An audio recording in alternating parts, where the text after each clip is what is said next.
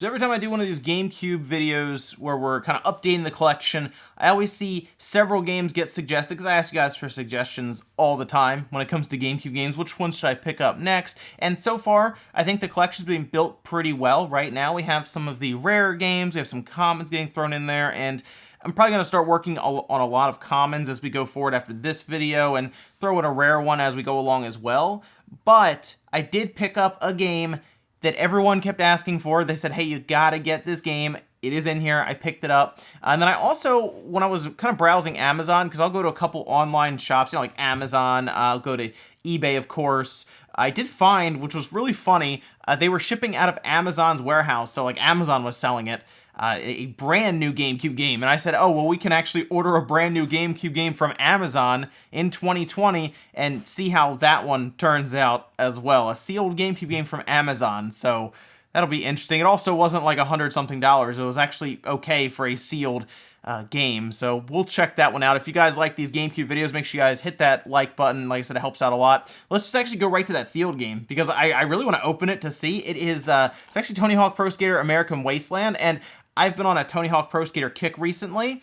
Tony Hawk trended on Twitter, and I started playing them. I even played Tony Hawk Pro Skater 5, which is like a terrible idea at this point, right? It's not good. It's not a good game. But I still went ahead and played it, and I played pretty much all of them. I spent most of my time on Underground, though, on the GameCube, because that is still a really, really fun game. But let's actually go ahead and open this guy up real quick. I do have just a little screwdriver here to cut it open real fast. I don't know if it was resealed. That was my thought initially, was, oh, they just resealed it. No, this is, from what I remember, how it would be sealed straight off of the store shelf. There we go. And it is the Player's Choice one. I'm not the biggest fan of Player's Choice, and a lot of people realize it's probably because it has like the yellow. That does not go well with on the shelf when you have them all spined, next to each other. This does not fit in. It kind of breaks up the kind of the uniform look across the spines. Player Choice, of course, American Wasteland. Case is in excellent shape, as you'd expect. It is brand new. And there we go. Oh, look at that. Everything looks perfect. Just how I would expect a brand new game to look. It is really funny that I just see it on Amazon, brand new, randomly. So I did just open a sealed GameCube game. I know that's probably not the I'm going to play this anyway. It's probably not the greatest idea now with how GameCube games are shooting up in price, but this was $20 brand new, and I really wanted to play American Wasteland anyway, so I don't mind opening it. And of course that means, because it was brand new, I was going to get everything, the manual as well. Yes, manuals. I know, a weird thing in 2020. Games used to come with them. Okay, let's move over to one of the rare games, I guess, that I picked up. I did grab, because I have to start getting them eventually, and I gotta tell you, some of these GameCube games are really jumping in price. I had to start picking up the Mario Party games, right? Like, this Mario Party 7 right here.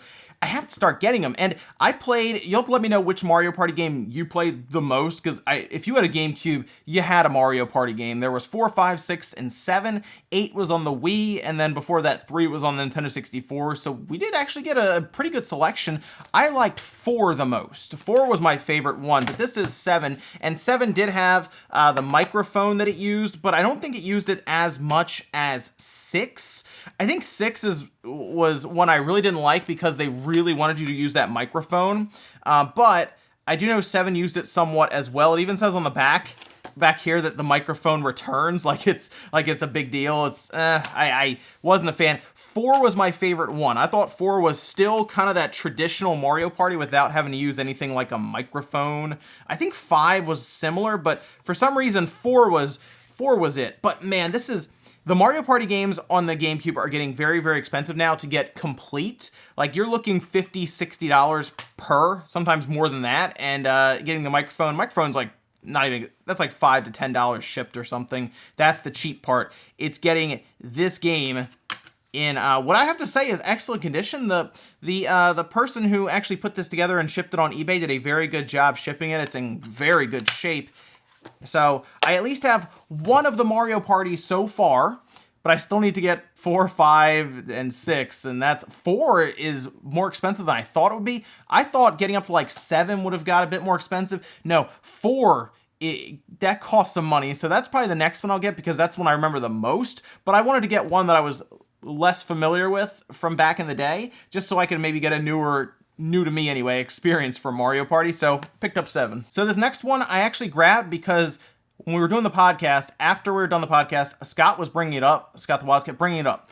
Eternal Darkness, he had just picked it up and he was talking about it, and I said, you know what, I rented Eternal Darkness back during like the GameCube's like heyday, when if you walked into a Blockbuster or something, they were like, you had a whole section, right, of GameCube games to rent. I remember I rented it for a weekend and I didn't play it as much as I would have liked to have at the time, and then I never rented it again, because back then we would rent a game like 5 or 6 weekends if it was longer RPG just to beat it. And because we had our memory cards, of course, we didn't have to hope that the save game was still on that same cartridge. No, we had our save games with us, so much better than the Super Nintendo days where we had to hope. Although with Mega Man X3, I had a password that I could just punch in. Anyway, Eternal Darkness, this is a game that I've wanted to play through for a while, and when we got those rumors coming up that it was getting trademarked and oh, maybe they'll do something with it, I got excited with the idea that they might take this one and move it over, because I didn't get a chance to dive into it as much as I would like to, but now I have it here. Looks to be in very good shape. This is another GameCube game that is jumping in price very, very quickly. I remember like a year or two ago, it was like $18, $19, and now it's up to like the 40s and 50s complete. So I think right now, GameCube games in general are just getting very, very expensive. It's like the next thing that's starting to jump after the Nintendo 64 did. It's now like all GameCube stuff is getting crazy. But I did hear that this is kind of like the GameCube's version of a Silent Hill. It kind of has that weird horror to it that messes with you, I guess, with like breaking the fourth wall at times. So I'm excited to check this one out. I have a few other rare games, including the one everyone told me to buy, but I figure we go through some commons real quick so you can see some of the commons I picked up. I did grab Call of Duty Finest Hour, and I also grabbed Call of Duty 2 Big Red 1. Now, Finest Hour was actually a game that I liked back in the day, and what's really funny is this is when Call of Duty had no multiplayer to it. These aren't expensive games. I actually got these locally at a store around here, and it was like $5 for each one, so they're not super expensive. I think I'm missing the manual, unfortunately, for Finest Hour, and I do have it for Big Red 1, but I did like Finest Hour back in the day. It was strange now to look back on it, to think of a Call of Duty that there was like zero multiplayer to it. It was just all one campaign. But that's how it was back then for some of these Call of Duties. They'd come out and they didn't really get into the multiplayer aspect like they do now, where, you know, they're shipping Black Ops 4 with no campaign, really. I'm sorry, campaigns baked into every part of it. No. This was like campaign focused back then. This was, a lot of people think, is the golden age of gaming, and that's because we didn't have a lot of the microtransactions and always online stuff. We just had straight up experiences like these that were just single player. So it was pretty cool because they focused on it so much. They had some fun set pieces. These were kind of limited by the hardware at the time with the GameCube and the Xbox and the PS2 or any of that, but I still really liked them back in the day. And it was, again, Activision, when Activision was really good. I also picked up Cell Damage, and I wanted to kind of point this one out real quick. This game has actually made it to a ton of different platforms now. It's on PS4, Xbox One, the Switch fairly recently, the Vita, the PS3. It's been moved all over the place, and this is an EA Games published game. I think Pseudo, did this one alongside of them. This one was a little more expensive at that store at $9.75. However, a lot of times I will buy a lot of these GameCube games from them when there is like a discount going on or something, or a sale. So it's like, they're usually like 20% off or something. But this was a game that I thought looked so cool back in the day because it has like this cell shaded style, like cartoon visuals, and it was called Vehicular Combat back then. So it was kind of like Mario Kart's battle mode, but you had like axes and like dynamite and all kinds of stuff. And it was really, really funny the way they had it set up, but I wanted to really play it myself here. And again, this was when EA was not the EA we know now. This was when it was like EA Games Challenge Everything. Do you remember that? Right? That feels like that was an eternity ago. And it really wasn't that long ago, but it does. It feels like it was a full lifetime ago with how we know EA now. I also grabbed Need for Speed Underground 2. The reason for that is because the disc that I have for Need for Speed Underground 2 started to kind of skip and get the is not reading logo that would pop up. You know, it'd say, oh, check the disc, there's an error or something. So I went ahead and just grabbed another copy here. It was like $8, so it wasn't too expensive, and it is complete. The one that I had was disc only before this, so this wasn't bad. I love Need for Speed Underground 2.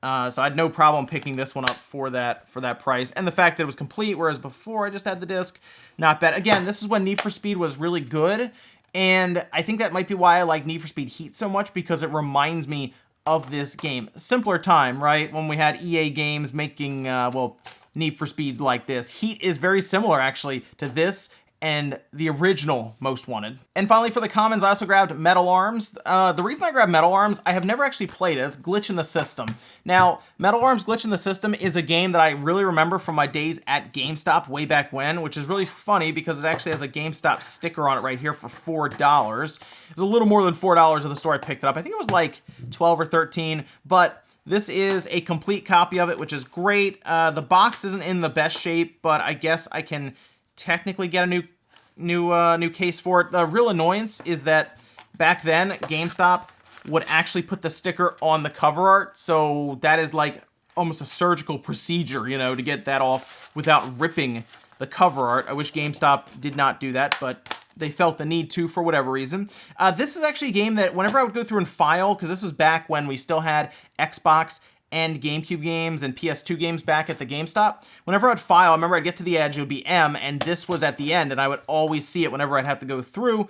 And I remember I always thought to myself, I should take that game out, because they let us like take games home and play them. So I should take that game home and play it one time. It was on the original Xbox, I believe, and I never did. But I went ahead and grabbed it. It looked like it would be a fun little game to try out. It does have 4-player simultaneous multiplayer, and it supports progressive scan, so could be a lot of fun. We'll see about this one. Now, I have one other game outside of this one, but this is the one that you guys kept telling me to pick up. It was pretty hard to get, I think, reasonably. That is Skies of Arcadia. Every time I did a GameCube update video on the collection games I was picking up, Skies of Arcadia was in the comments like 80 different times, and it was upvoted like crazy. Get Skies of Arcadia Legends. It's an awesome game. I did have this back in the day, and I really, really liked it.